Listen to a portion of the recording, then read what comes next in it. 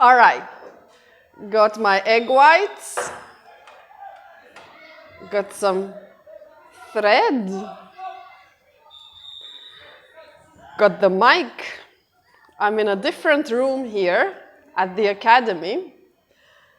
It's like a conference room.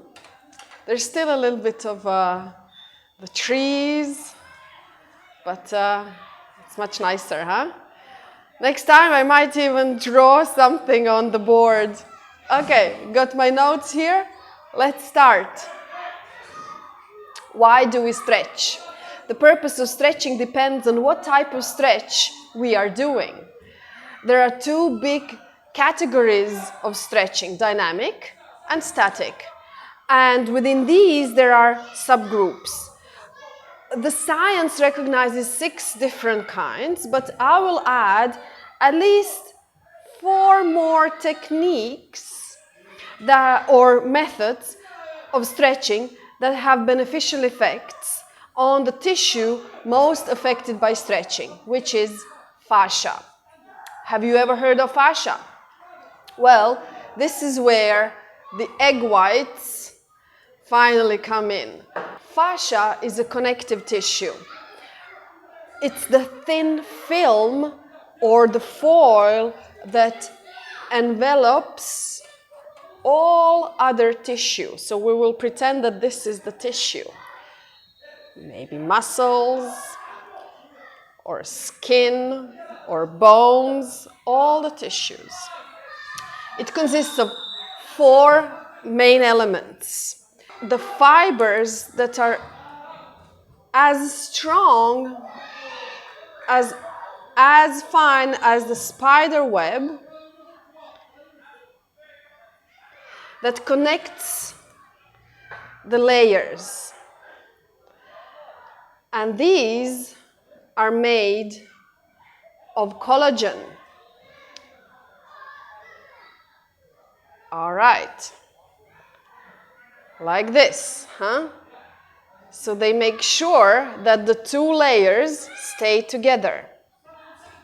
Then there's elastic fibers, so 2 kinds of protein, which enable the fascia to move and actually to come back to its original place and its original form or size. Okay, all right. We have a bit of a mess here, but this is exactly what fascia is. And if you can see here, it's very hard if these 2 rub together. It will be painful because there is no one final or the third main substance, which is called the ground substance. And now it's very easy, it's lubricated, huh? And moist. And this is called the matrix. I will call it the matrix because it sounds cool.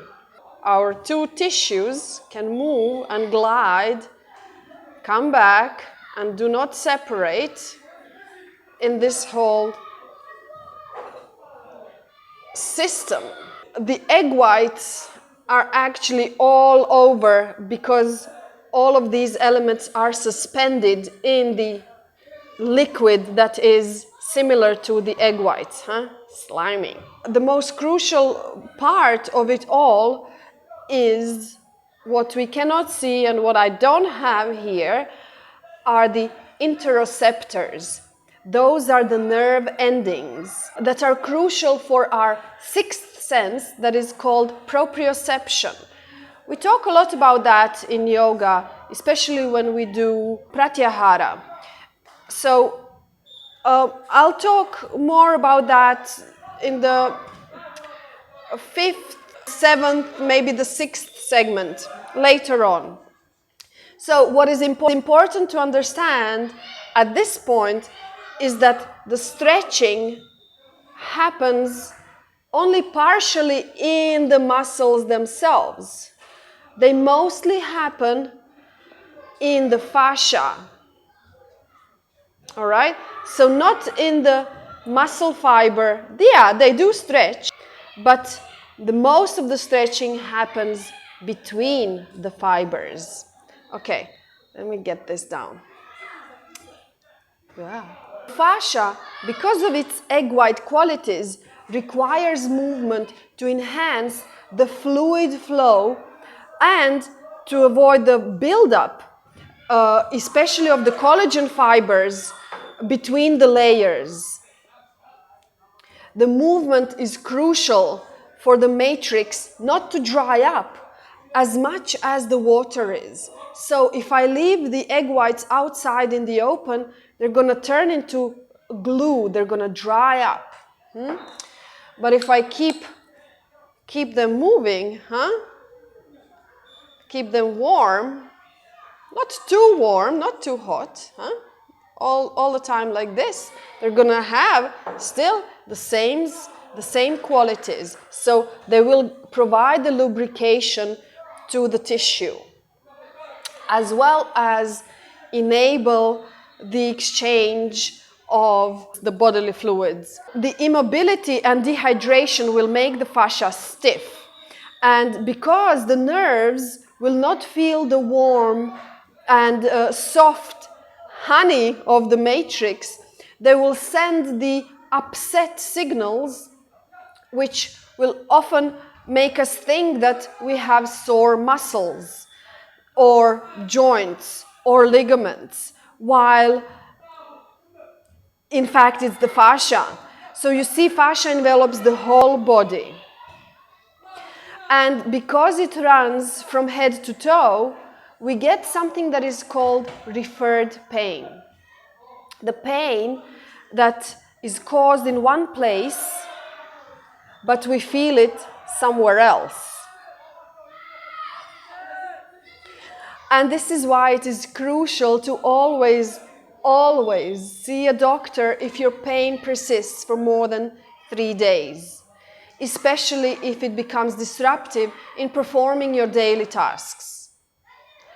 So, because fascia runs over the whole body, it is partially responsible for our posture. Let's say that fascia is the mold into which all other tissues, including the bones, are placed.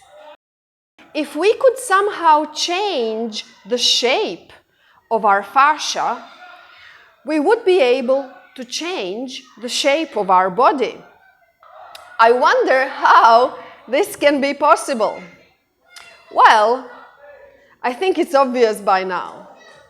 The first thing is drink water, a lot of liquid, to keep the fascia moist, hydrated.